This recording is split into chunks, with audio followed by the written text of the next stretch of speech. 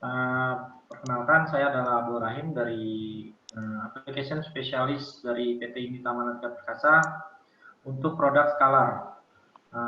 Kita saat ini, hari ini kita akan membahas mengenai produk Scalar, yang mana produk Scalar merupakan produk yang juga diagini oleh PT Unitama selain Agilent, yang bergerak di bidang Continuous Flow Analyzer, lalu juga ada TOC, serta juga ada Robotic Analyzer.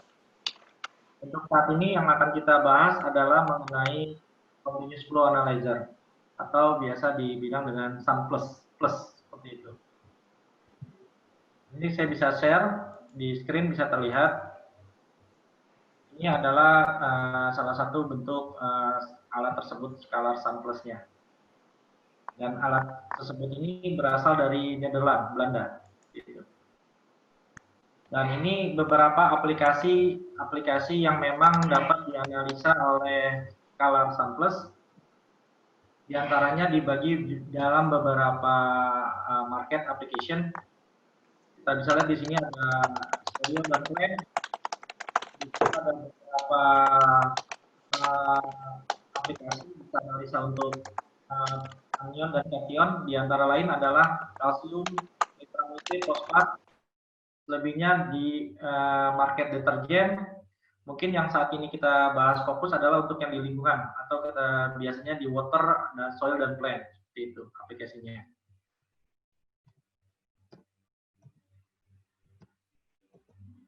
Nah, selain itu, Scalar itu merupakan produk yang memang bisa dibilang atomisasi atau otomisasi dari spektro UV-Vis yang biasa kita lakukan manual di lab, ini dibuat secara full otomatis di dalam alat.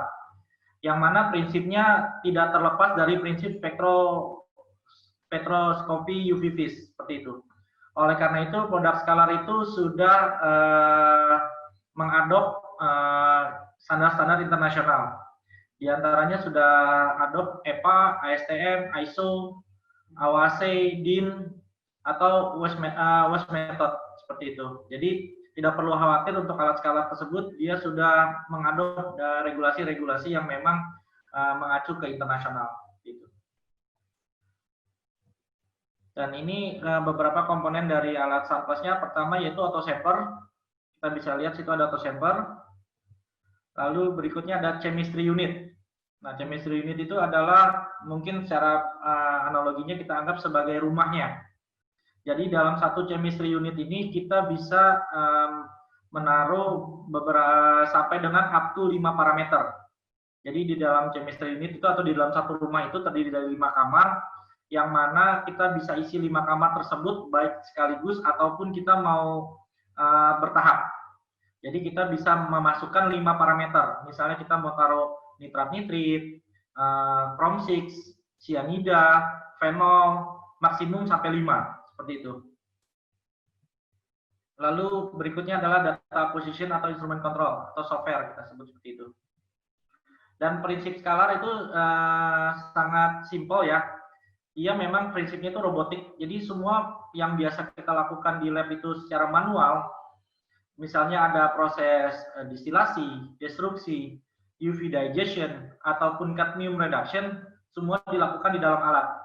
Bahkan percampurannya juga antara sampel dan reagen kita itu otomatis dilakukan di dalam alat. Dan juga pewarnaan dari beberapa sampel-sampel kita yang memang perlu adanya warna, seperti itu. Nah, kita bahas satu persatu dari tadi komponen tersebut. Pertama, autosampler. Autosampler kita itu ada 4 jenis. Pertama yang entry level, yang SA1100. Ini dapat mengakomodir 50 sampai 100 sampel per batch. Seperti itu. Lalu yang biasa kita tawarkan adalah yang kedua, yaitu SA1050. Itu bisa sampai dengan 140 sampel. Kenapa saya biasa menawarkan yang kedua? Karena yang kedua itu juga sudah dilengkapi dengan automatic dilution atau standard preparation. Jadi kita tidak perlu repot-repot lagi untuk membuat deret standar secara manual di luar. Kita cukup melakukannya di dalam autosampler. Jadi kita buat standar deret yang paling tinggi, nanti autosampler tersebut yang akan mendilutionkan, akan melakukan pengenceran untuk membuat konsentrasi-konsentrasi yang memang kita tentukan mau di konsentrasi berapa atau berapa titik, seperti itu. Bahkan autosampler yang SA 1050 ini bisa juga melakukan bila mana kita lagi running, tiba-tiba sampel kita itu out of range, misalnya di atas kurva kalibrasi. Nanti autosampler tersebut akan melakukan dilution secara otomatis, yang mana nanti kita akan lihat reportnya di dalam software. Di situ nanti ada keterangan sampel nomor sekian tadi diecerkan sekian kali, seperti itu. Lalu autosampler yang ketiga yang cukup tinggi, dia fungsinya sama seperti dengan autosampler nomor 2, cuman bedanya kapasitasnya. Kapasitasnya dia bisa sampai 300 sampel. Itu. Lalu autosampler yang paling tinggi yaitu SA 1075, dia dapat mengakomodir sampai dengan 540 sampel. Itu. Kita bahas dari yang paling standar. Yang paling standar adalah yang SA 1100. Bisa dilihat di sini kapasitas itu 2 kali 50 sampel atau kurang lebih 100 per tray-nya.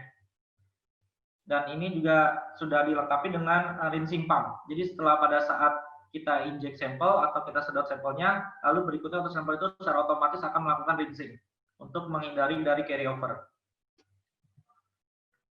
Dan juga dia disupport oleh 2 needle untuk yang tipe paling standar autosamplernya. Maksudnya apa 2 needle? Bila mana kita punya sampel kita itu perlakuannya berbeda. Misalnya yang satu asam, yang satu basa. Yang mana itu dia bisa diinjek berbarengan dengan 2 needle tersebut, sehingga kita bisa masuk ke dalam modul analisa itu secara simultan. Itu fungsinya dari 2 needle tersebut. Dan di sini juga tersedia untuk rack standarnya. Standarnya itu bisa sampai 10 titik untuk standar positionnya. Lalu autosampler yang kedua yang tipe ini bisa sampai dengan 140 sampel. Tipe SA 1050. Dan dia juga bisa melakukan untuk standar untuk rack standar itu kurang lebih hampir 11 daerah standar gitu. Bahkan kita juga bisa menaruh QC check di dalamnya.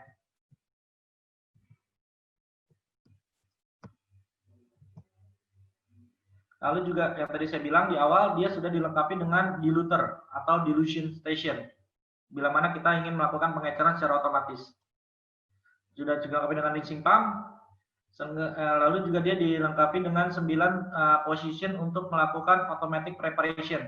Jadi biasanya kita buat pengencerannya itu, dia kan kita perlu regen atau pengencer, dia ada 9 tempat untuk melakukan pengenceran tersebut. Lalu dilengkapi dengan opsional yaitu stirrer. Jadi bila mana sampel kita khawatir tidak homogen, dia dilengkapi dengan stirrer seperti itu di bawahnya, sehingga kita yakinkan sampel kita itu nanti akan homogen pada saat dianalisa. Lalu autosampler yang paling tinggi yaitu tipe yang 1074 untuk large capacity bisa sampai 300 sampel, customized sample rack, ada 40 buat daerah standar, dan dia sampai dengan up to 4 needle. Itu. Di Indonesia yang udah pakai autosampler ini baru satu customer yaitu di PT Sky Pacific Bogor.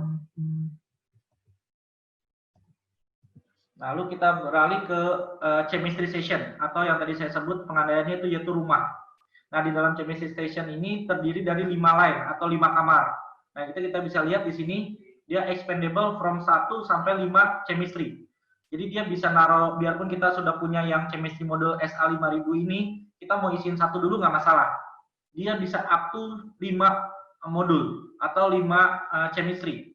Jadi misalnya kita di awal baru kita mau naruh nitrat-nitrit dulu atau mau naruh Chrome 6 dulu, seperti itu tidak masalah. Nanti ke depannya kita bisa upgrade. Makanya alat skala Sunplus ini sangat upgradable sekali, seperti itu.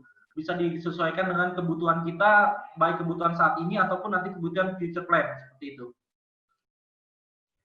Nah, kita bisa lihat itu chemistry modulnya. Nah, di sini ada 2 kali 16 channel peristatic pump. Nah, peristatic pump ini fungsinya untuk menjedot regen-regen kita.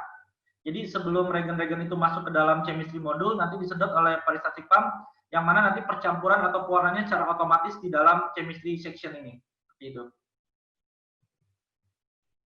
Nah, ini kita bisa lihat ada 3x2 channel photometric detector atau bisa disebut detektor seperti spektro UV-Vis. Jadi dia totali ada 6 detektor. Makanya kenapa dia bisa simultan, alat Scan Plus ini dia bisa melakukan parameter itu satu parameter, satu sampel, 16 parameter secara simultan dalam waktu kurang lebih 5 menit. Seperti itu. Karena memang dia detektornya independen. Detektor misalnya buat analisa fenol, detektornya satu. Analisa nitrat nitrit, detektornya satu. Jadi dia bisa melakukan analisa secara berbarengan dan simultan seperti itu. Dan satu modul rumah ini chemistry section bisa sampai 6 parameter 6 detektor seperti itu.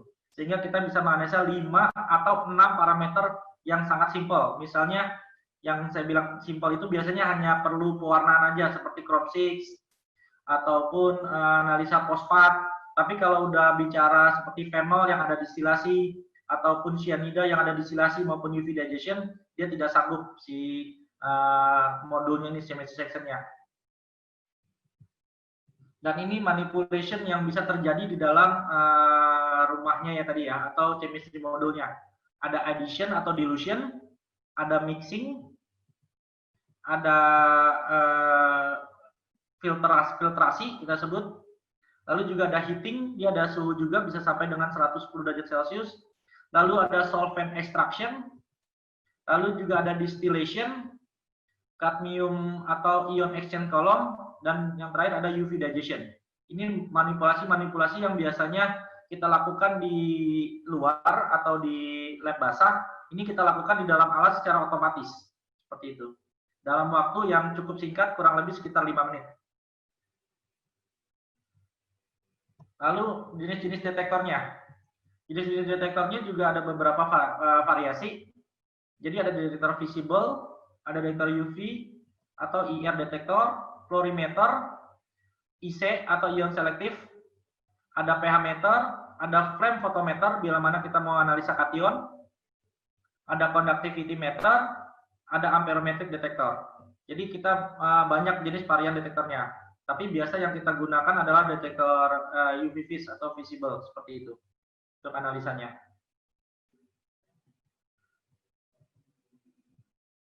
Nah, biasanya kita lakukan dengan detektor yaitu UV-Vis atau digital photometer kita sebut. Dan satu detektor itu terdiri dari dual channel. Jadi bisa 2 parameter dilakukan secara simultan di dalam satu detektor.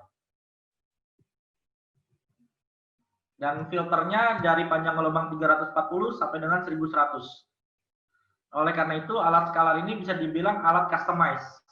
Jadi, bila mana customer punya aplikasi yang biasa dilakukan di spektro UV-Vis biasa, bisa dilakukan di dalam skalar dengan metode yang tidak akan kita rubah.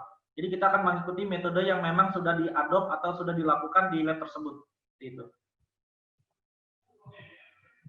Lalu untuk flow cell-nya atau cuvetnya kita bisa pilih dari 5 sampai 50 mm.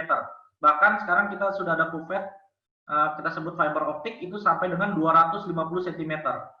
Sehingga kita dapat menganalisa parameter-parameter yang memang limit deteksi kecil kita bisa melakukan.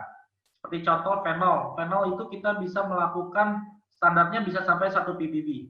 Tapi dengan detektor turbo atau fiber optic detektor itu kita bisa sampai dengan 0,1 ppb. Yang mana mustahil atau tidak mungkin itu bisa dilakukan secara manual oleh spektro UV-Vis biasa. Seperti itu. Lalu juga dari detektor kita itu tidak perlu lagi alignment. Kenapa tidak perlu alignment? Karena memang detektor kita itu tidak berputar, tidak ada rotating. Karena detektor kita itu fix, panjang gelombang yang memang sudah ditentukan itu satu detektor, satu parameter. Sehingga kita tidak perlu lagi alignment itu. Dan menggunakan aqua halogen lamp. Nah, ini kurang lebih prinsip kerjanya sama seperti spektro UV-Vis pada umumnya. Dan ini kita bisa lihat salah satu aplikasi analisa nitrat ya, NO2 sampai dengan 1 mikrogram. Kita bisa lihat di bawah peak-nya, pertama itu kita baca daerah standar, lalu berikutnya kita baca sampel, lalu kemudian kita cek dengan daerah standar kembali kita baca, seperti itu. Peak-nya sangat shape sekali ya, sangat lancip sekali. Dan ini kita juga bisa sampai baca 1 ppb, kecil sekali. Kita bisa zoom, bila mana kita zoom, kecil tersebut. Lalu juga kita ada namanya automatic sample metric correction.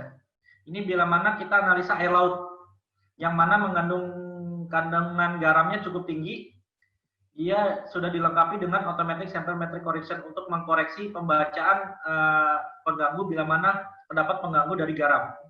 Seperti itu. Nah, ini yang tadi saya bilang, flow cell yang sampai dengan 250 cm flow cell-nya. Nah, ini salah satu yang bisa dianalisa yaitu fosfat. Dia limit deteksinya bisa sampai 0,07 ppb. Seperti itu. Dengan RSD 0,3%, regresi 0,9993. Lalu fenol, yang tadi sudah saya singgung, fenol itu kita bisa bikin kurva regresi range-nya dari 0,1 sampai dengan 20 ppb.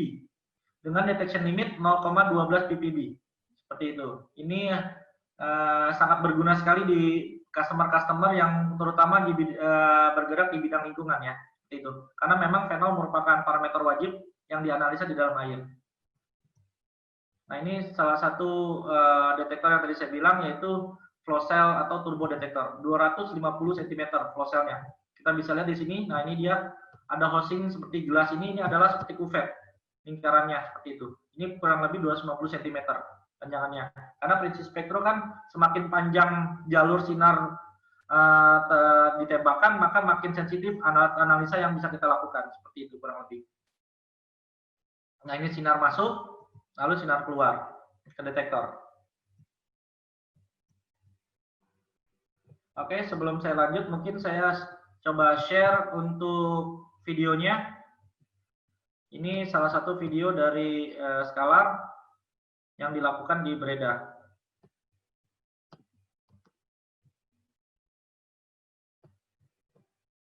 Oke, orang terdengar ya.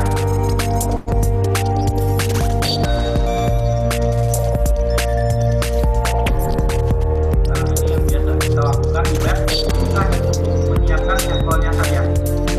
Sampelnya saja biasa kita preparasi itu kita mau atur sebagai netral atau asam ataupun basah. Itu yang kita lakukan secara manual di luar.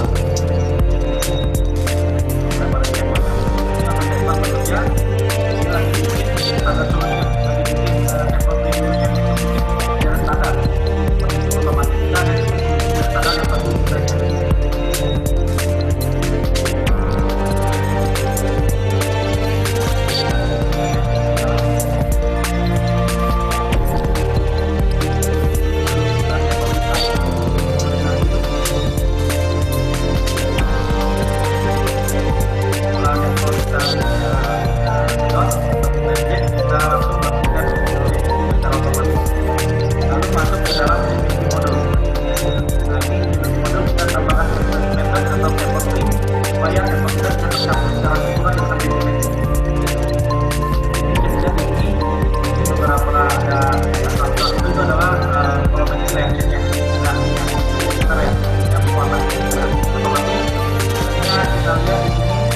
Simultan dalam analisa nitrat-nitrit, ortofosfat, dan juga amonia sekaligus berbarengan dengan sampel yang sama. Itu. Kita lihat cara produksinya dan analisa nitrat-nitrit menuju ke detektor.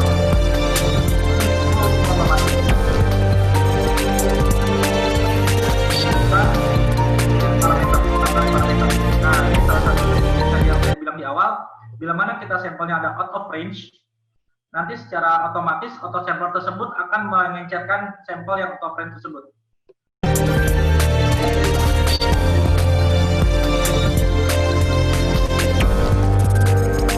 Dan alat ini kita tinggal override, jadi bisa kita setting nyala pada saat kita datang, dia langsung bisa membilas secara otomatis.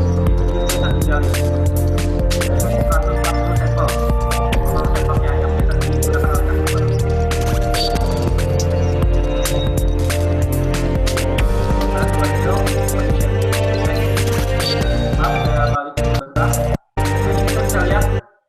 Satu autosampler, tapi dia mengakomodir dua rumah atau dua chemistry section. Tandanya satu autosampler ini bisa menganalisa 10 parameter, 5 parameter di sebelah kiri modul, 5 parameter di sebelah kanan modul. Dia bisa sampai 16, jadi nanti ada 3 rumah bertumpuk seperti itu. Tapi hanya cukup perlu satu auto sampler saja, seperti itu. Dilakukan 2 needle. Kalau mana kita injek 2 needle. Kalau mana sampel kita memiliki perlakuan yang berbeda. Jadi auto sampler yang paling standar, yang auto sampler position, 8 bisa atau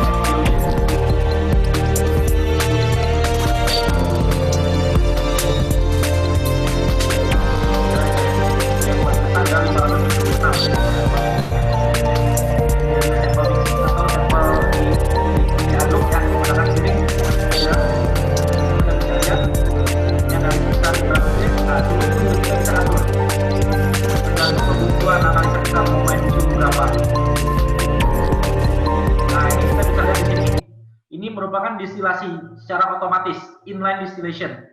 Ini adalah pada saat analisa fenol. Jadi kita tidak perlu lagi distilasi dilakukan di luar, tapi distilasi dilakukan di dalam alat seperti itu.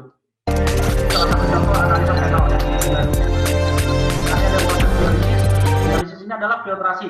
Jadi bila mana kita ada sampel-sampel tanah yang memang kandungannya kadang-kadang terlihat mata, secara kasat mata dia larut. Tapi sebenarnya dia ada larutan yang tidak terlihat gitu ya. Dan ini bisa didialiser pakai membran seperti itu. Jadi nanti difiltrasi secara otomatis oleh alat.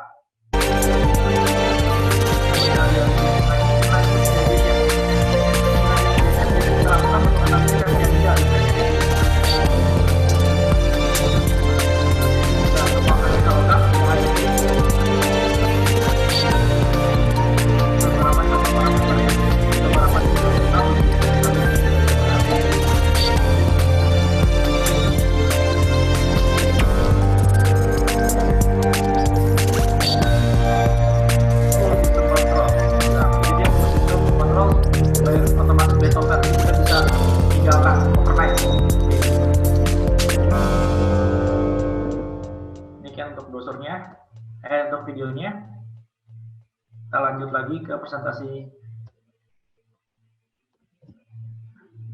Oke. Nah, ini salah satu prinsip dari cara kerja si detektor tersebut. Saya nggak usah terlalu bahas detailnya. Dia nggak perlu alignment, tadi sudah saya bahas juga. Nah, ini keunggulannya jadinya alat skalar itu tersebut adalah keunggulannya dia dapat menganalisa sampai lower detection limit, seperti itu. Tergantung kita mau menggunakan flow cell-nya yang ukuran berapa, 50 cm, 100 cm, atau 250 cm. Kalau standarnya kita itu pakai yang standar yang 1 cm, seperti itu. Nah, ini kita lihat beberapa aplikasi analisa fosfat. Range kurva kalibrasinya 0,1 sampai 40 ppb, detection limitnya 0,07 ppb. Kita bisa lihat di sini kurva kalibrasinya dan juga tabelnya kurva kalibrasi. Sangat-sangat presisi dengan regresi yang cukup sangat baik ya, 0,9993. Jadi keunggulan skalar selain dia otomisasi, dia juga berguna untuk mengurangi human error. Karena tidak bisa dipungkiri yang namanya manusia ya, bila mana saat lagi melakukan pemipetan atau melakukan pewarnaan secara manual, pasti ada beberapa kesalahan sedikit seperti itu. Sehingga dengan alat skalar ini dapat meminimalisasi kesalahan-kesalahan yang terjadi. Terlebih lagi alat ini juga dapat melindungi analis, sehingga analis tidak langsung terpapar terhadap reagen-reagen kimia. Karena ini semua dilakukan di dalam alat, seperti itu. Dan ini analisa fenol yang tadi sudah kita bahas. Aplikasinya ini cyanida. Cyanidanya 0,02 sampai 20 mikrogram per liter. Dan cyanida sendiri pun juga kita bisa menganalisa selain total cyanida, kita juga bisa analisa free cyanida, bahkan weak cyanida, seperti itu. Jadi parameter-parameternya nggak hanya total cyanida, tapi beberapa parameter yang lain tuh bisa dilakukan di skalar, seperti itu. Seperti fenol, kita bisa analisa total fenol. Lalu nitrat-nitrit, kita bisa analisa nitratnya doang atau nitritnya aja, seperti itu. Jadi full automatic.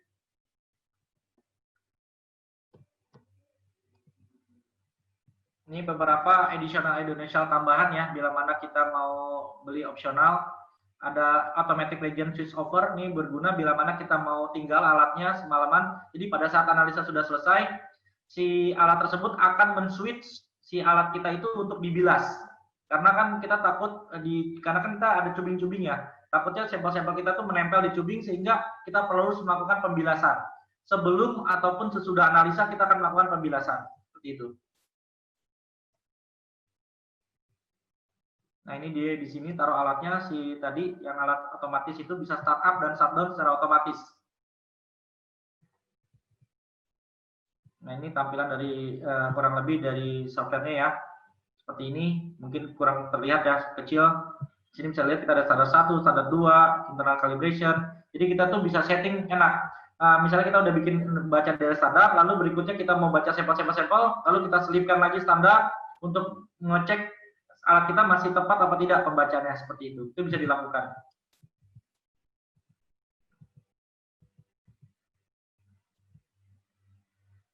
Nah, ini beberapa aplikasi kalau bisa dilihat di sini.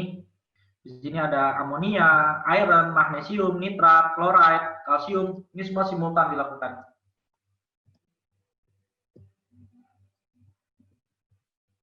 Nah, ini tampilannya kurang lebih di software nanti. Flexible data handling. Kita bahas secara cepat aja. Ini hanya tampilan-tampilan dari softwarenya dan sudah 21 CFR ya. 11 part compliance. Nah, ini dari kesimpulannya, kita ambil langsung kesimpulannya dari alat tersebut adalah keunggulannya bisa melakukan kompleks analisis seperti inline distillation, digestion, extraction atau dialisis, semua dilakukan di dalam alat seperti itu. No blocking by dirty sample, jadi bisa analisa yang sampel-sampel lumayan cukup memiliki apa namanya ya, ketika larutan yang kurang tinggi itu bisa sampai dengan kurang lebih di bawah 1,5 mm karena kita ID si tubing tersebut adalah 1,5 mm. Terus bisa analisa sampai dengan sub ppb level. Lalu juga bisa sampai dengan color development, closed system, no contamination or outside air interference. Ini yang tadi saya bahas di awal. Dia jadi dapat melindungi analis tersebut dari paparan-paparan bahan-bahan kimia yang berbahaya. Terutama biasanya cyanida ya. Saya kalau diskusi ke customer itu yang agak takut tuh analisa cyanida karena regen-regennya cukup berbahaya ya. Apalagi untuk anak-anak yang masih muda ya, yang belum menikah ya, seperti itu ya kurang lebih. Nah, high accuracy dan precision yang tadi saya bilang, jadi human error hilang, semua dilakukan oleh secara otomatis, sehingga akurasi dan presisinya akan sangat tinggi. Dan ini clearly visible, jadi semuanya itu sudah di-protect baik dari softwarenya, karena jadi kita aman. Jadi misalnya level manager dapat mengganti ini gitu metodenya. Level supervisor hanya bisa kontak-kontak sampai ini. Level user nggak bisa ngapa-ngapain, itu bisa kita setting semua seperti itu untuk menjaga hasil analisa tetap akurat. Dan ini beberapa aplikasi-aplikasi yang bisa dilakukan di skala. Kita nih bahas secara cepat aja ya, karena ada beberapa aplikasi-aplikasi. Saya akan bahas satu persatu. Environmental application biasanya commonly itu di application-nya ada nitrat nitrit, amonia, ortofosfat, silika, total cyanide, total fenol, anion surfaktan atau MBAS, total fosfat, total nitrogen, kurang lebih. Dan ini flow diagramnya. Jadi nanti pada saat alat datang itu nanti kita dilengkapi dengan seperti ini flow diagram. Nanti di situ ada standar-standar apa aja yang harus kita siapkan, dan standar-standar regennya itu semua dari customer. Kami tidak jual regen atau tidak jual chemical. Jadi chemical yang biasa digunakan sebelumnya itu dipergunakan kembali seperti itu. Kita hanya memberikan solusi untuk metodenya dengan menggunakan regen-regen yang sudah tersedia di customer seperti itu. Jadi bisa dilihat di sini adalah salah satu analisa amonia. Nah, regen-regennya kurang lebih seperti ini, ada sodium nitros, sodium hipochlorite, phenol solution, sampel atau buffer solution seperti itu. Di sini kita bisa lihat flow cell-nya, filternya di 630 nanometer seperti itu. Di sini ada pemanasan 60 derajat Celcius seperti itu. Range-nya 1 sampai dengan 1 ppm atau 1000 ppb. Nah, ini kita bisa lihat di sini seperti ini tampilannya. Nah, ini jadi selain bila mana kita memiliki beberapa jenis panjang lubang, dia juga ada beberapa parameter. Makanya jadi alat ini kenapa saya bilang customize, jadi pada saat sebelum membeli, customer itu nanti akan diskusi pertama itu biasa pertanyaan paling dasar itu sampelnya apa aja jenisnya, misalnya air laut, air sungai, air limbah. Lalu yang berikutnya pertanyaan kita detection limit atau analisa apa aja yang mau dianalisa, misalnya amonia, fenol. Biasanya kalau saya pengalaman saya diskusi sama customer biasanya nulisnya langsung banyak, mau semua gitu kan. Tapi pas lihat harga agak kaget. Makanya saya bilang alat ini memang dibeli di awal itu cukup lumayan mahal harganya, tapi kita bisa upgradable. Jadi sistemnya kita pertama beli yang penting-penting dulu, yang kira-kira memang agak susah dilakukan secara manual menggunakan spektrometris seperti itu. Biasanya sih commonly customer lingkungan itu biasanya MBAS, fenol, cyanida, nitrat nitrit, sama fosfat atau amonia biasanya yang memang sangat favorit ya, yang pengen dilakukan secara otomatis di dalam alat seperti itu. Nanti kedepannya dia bisa tambah lagi, tinggal kita beli modul seperti itu. Jadi sistemnya upgradable. Jadi pada saat kita udah tanya analisanya mau apa aja, lalu berikut kita tanya limit deteksinya mau seberapa kecil, seperti itu. Itu kita bisa buatkan di factory kita, di pabrikan kita. Lalu yang berikutnya metode atau regulasi apa yang diadop di lab tersebut. Jadi jangan sebut SNI ya, karena kita kan buatnya di Belanda, jadi minimal ASTM atau EPA atau AOAC seperti itu yang kita bisa adop seperti itu kurang lebih. Itulah beberapa pertanyaan basic sebelum kita buatkan alatnya. Maka itu saya bilang alat ini customize sesuai dengan kebutuhan di customer seperti itu. Nah ini analisa nitrat nitrit 1 sampai dengan 1000 ppb, bisa lihat. Nah, di sini sudah ada di dalamnya cadmium reduction column secara otomatis di dalamnya. Jadi kita tidak perlu lagi manual di luar untuk melakukan column reduction seperti itu.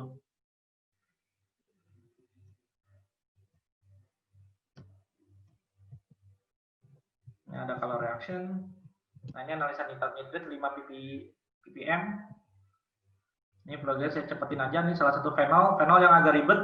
Biasanya fenol itu ada distillation, nah distillation secara otomatis di dalam alat seperti itu. Nah, ini total cyanida dia ada lebih yang paling mahal memang modulnya atau chemisnya adalah cyanida karena dia ada banyak manipulation, yaitu ada inline UV digestion, dia juga ada distillation seperti itu. Dan ini semua dilakukan di dalam alat. Ini nitrogen. Nitrogen ada inline dialisis. Biasanya karena nitrogen itu biasanya di dalam sampel tanah ya. Jadi dia harus ditambahkan inline dialisis yang tadi saya bilang filtrasi. Itu. Ini total fosfat. Suhunya sampai dengan 107. Ini anion surfaktan atau MBAS. Ini inline chlorophyll extraction. Dia ekstraksinya secara otomatis di dalam alat. Itu. Jadi kita tidak perlu lagi kocok-kocok secara manual ya. Biasanya kan yang ribet itu kocok-kocoknya ya kalau MBAS atau anion surfaktan. Ini otomatis di dalam alat extraction-nya. Ini Chrome 6 sangat sederhana, hanya pewarnaan aja, hanya color reaction. Dan ini konfigurasinya kurang lebih kalau dilihat dari secara digital gambar ya. Atau sampler, modulnya ini 5000, jadi di sini ada bisa 5 kamar, sorry. Jadi ada fosfat, UV digester fosfat atau total UV digester fosfat, nitrogen atau total nitrogen. Kita bisa sesuaikan dengan customize yang kita mau seperti apa isinya. Nah, ini kita bisa lihat analisa fenol, cyanid, di sini ada distilasinya otomatis di dalam alat. Jadi nanti dia posisinya berdiri di atasnya. Seperti gambar background saya ini bisa dilihat di gambar profil saya di sini ada skala, di situ di belakangnya terlihat ada distillation. Itu. Nah, ini salah satu komunikasi. Nah, ini ada satu lagi aplikasi yaitu air laut, seawater application, oceanography research biasanya. Dan alat kita juga dipakai di LIDI oceanography untuk skalar ini. Seperti itu.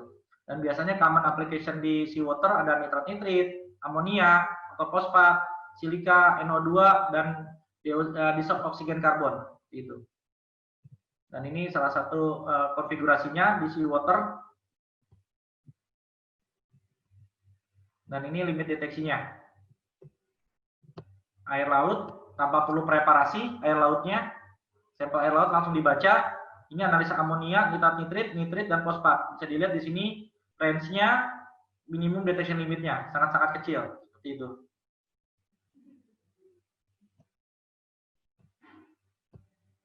Ini menggunakan aksesoris yang tadi saya bilang, metric correction untuk khusus air laut. Dan ini yang tadi sudah kita bahas. Nah, ini aplikasi untuk soil dan plant application. Agrikultur, fertilizer, pabrik-pabrik pupuk ya.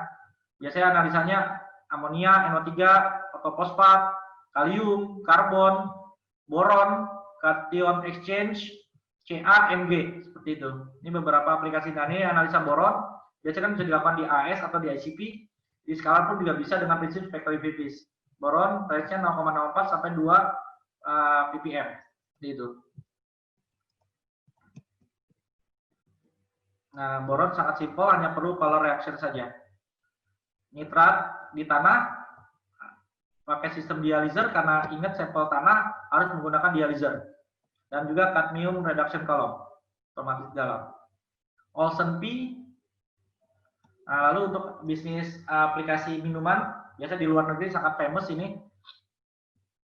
Ini bitterness, analisa aplikasi bitterness, total SO2, biglucan, nah, WN application, saya nggak terlalu bahas karena di Indonesia tidak ada ya pabrik-pabrik wine ataupun bir ya. Ini beberapa contoh aja kita ambil, sulfur dioxide, total reducing sugar, milk analysis juga menggunakan skalar, salah satunya di Prison Flag. Nah, ini biasanya nitrat-nitrit aplikasinya yang banyak. Jadi bila mana kita punya sampel banyak, kalau pakai spektro kan ngantri gitu lama, cukup dengan skala itu sangat cepat. Dia satu sampel itu kurang lebih 3-5 menit. Tergantung dari apakah distilasi atau ada UV digestion seperti itu. Ini urea di dalam susu. Nitrit. Nah, ini aplikasi tobacco. Dan hampir seluruh pabrik rokok di Indonesia sudah menggunakan alat skalar kita ini, Sunplus ini. Seperti di Bentul, Sampurna, itu. Jarum.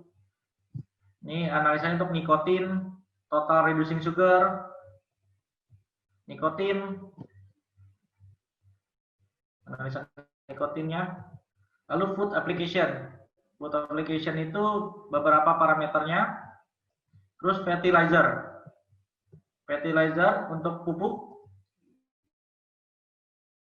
Jadi untuk produksi-produksi pupuk, biasanya common itu ada nitrat, amonia, fosfat, urea, dan ini range-nya lagi saya bilang, beberapa aplikasi-aplikasi yang bisa dilakukan. Jadi satu alat si Sunplus ini kita bisa melakukan beberapa market atau aplikasi seperti itu. Tergantung dari chemistry yang ingin kita analisa itu apa. Urea, potasium, nah ini sampai pabrik-pabrik aluminium melter, total fluoride, mining, deterjen, dan ini kesimpulan tadi saya bilang user friendly, tailor made, yang saya bilang tailor made jadi customize yang tadi saya sebutkan di awal, automatic colorimetric application, automatic pre atau post dilution atau preparation working standard, 5 chemistry in one module up to 16 parameter simultan, high accuracy. Lalu juga triple cut tubes, lower running cost. Kenapa kita sebut lower running cost? Ini salah satu pengalaman kami di customer.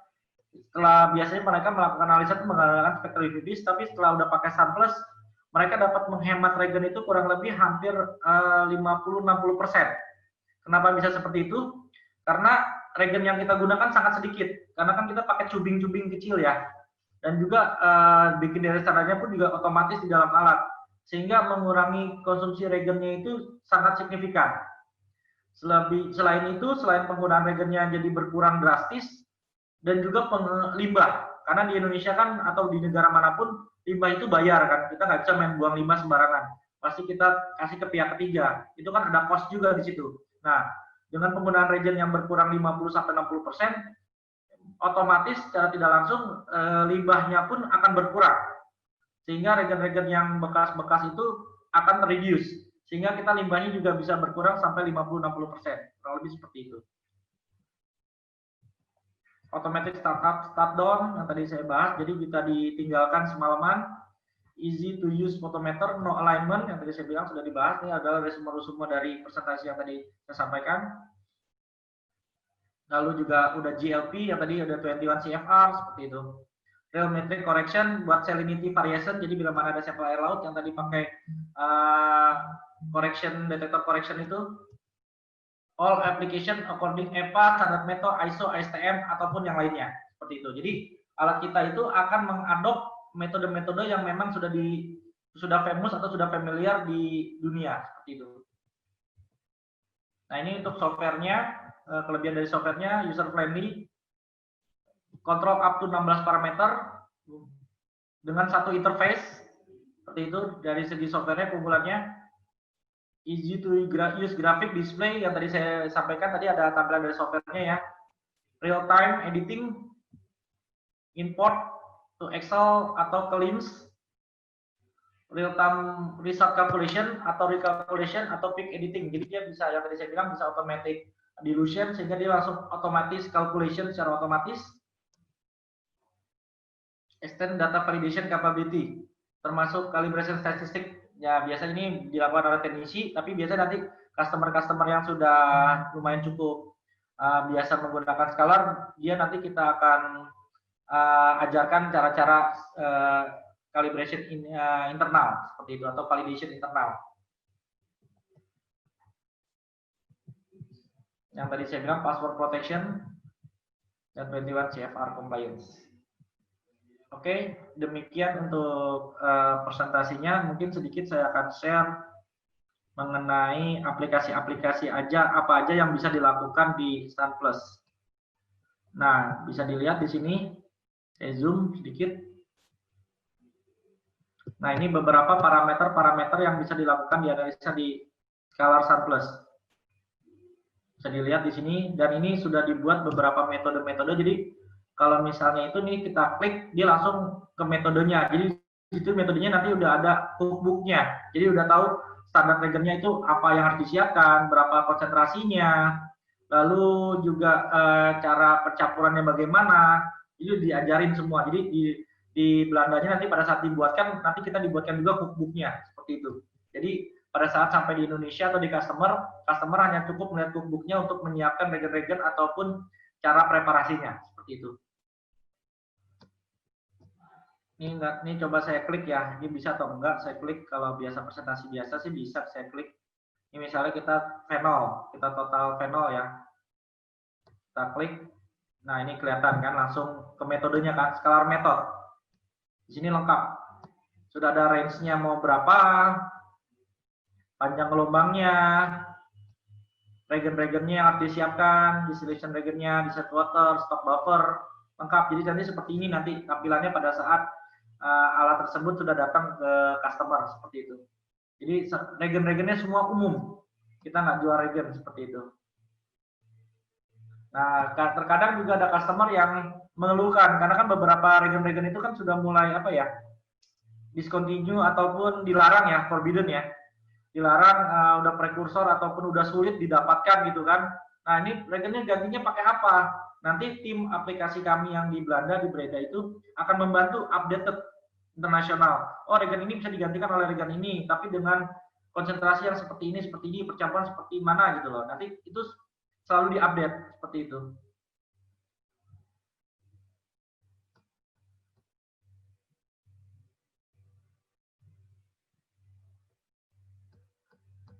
Nah, kurang lebih seperti itu.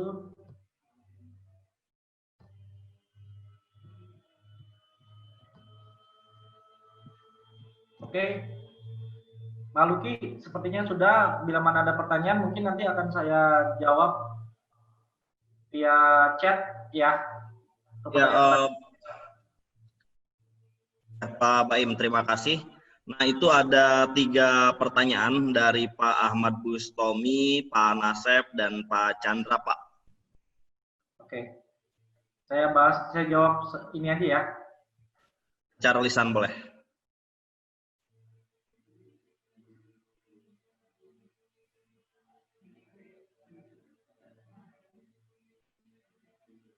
Ini dari Pak Bustomi ya, Pak Ahmad Bustomi ya. Pertanyaannya, apa alat robotik ini kombinasi alat instrumen analisa terlengkap dalam satu alat? Dibilang terlengkap juga tidak terlalu lengkap, Pak, karena memang alat ini memang full robotik, tapi tetap kita masih melakukan apa namanya ya, pre-treatment, kita nyebutnya pre-treatment si sampel tersebut. Pertama, sampelnya harus liquid, itu wajib, sampelnya harus cairan. Lalu berikutnya sampelnya biasanya kita setting, kita mau diasamkan atau mau dibasahkan atau mau netral, itu kita manual lakukannya. Nah, setelah selesai seperti itu, baru alat tersebut kita bisa taruh di autosampler dan dianalisa secara otomatis seperti itu. Dan untuk analisanya dia bisa analisa anion, kation. Intinya anion dan kation dia bisa lakukan semua seperti itu. Lalu pertanyaan dari Pak Nasef ya. Nah, sampel itu apa tahan terhadap yang asam? Tahan, Pak. Sampel kita ini, alat kita ini tahan terhadap asam ataupun basah, seperti itu. Karena memang standar-standar kimia itu pasti kan antara lain kalau nggak asam ataupun basah, ataupun mengandung sampel H2S itu kita kuat terhadap sampel mengandung H2S. Lalu pertanyaan Pak Chandra, berapa flow rate atau prediksi sampel yang optimal untuk mempercepat cycle time hasil pengukuran dari metode existing dan apakah perlu validasi ulang? Oke, kalau analisanya itu kurang lebih yang tadi saya bahas 3-5 menit, tergantung parameternya. Bila mana kita analisa seperti Chrome6, 3 menit cukup. Karena memang Chrome6 cukup cepat, dia tidak perlu ada lagi yang namanya distillation ataupun UV digestion. Dia hanya pewarnaan saja. Tapi kalau udah bicara cyanida, itu kurang lebih bisa sampai 5 menit. Dan bagaimana cara mempercepatnya? Biasanya cara mempercepatnya itu kita biasanya mempercepat untuk pembilasan. Yang pembilasan biasanya perlu waktu sekian menit, kita bisa shortkan lebih cepat. Tapi resikonya takutnya nanti ada sampel yang carry over seperti itu. Biasanya nanti teknisi kami yang mengajarkan kalau sampel jenisnya seperti ini kurang lebih untuk ranging-nya perlu waktu sekian seperti itu. Lalu apakah perlu validasi ulang? Perlu, Pak. Jadi pada saat alat datang kita akan melakukan validasi ulang. Itu yang biasa dilakukan di customer-customer kami, ya biasanya sebagai contoh di Sky ataupun di WLN ataupun di customer-customer kami yang lain, biasanya dia uji profisiensi, Pak, uji banding menggunakan spektro. Seperti kemarin di Sky itu panelnya dia melakukannya di skalar, lalu mereka mengikuti uji profisiensi dengan panel-panel lain yang menggunakan spektrometris, dan itu alhamdulillah hasilnya masuk. Terlebih itu kita harus melakukan validasi ulang di dalam lab, itu juga disarankan seperti itu. Jadi sebelum kita ini, karena memang kan ada perlakuan yang berbeda ya, yang biasa dilakukan manual, dilakukan otomatis seperti itu. Udah, 3 aja ya Pak Luki ya pertanyaannya ya. Ya baik Pak Abdul Rahim.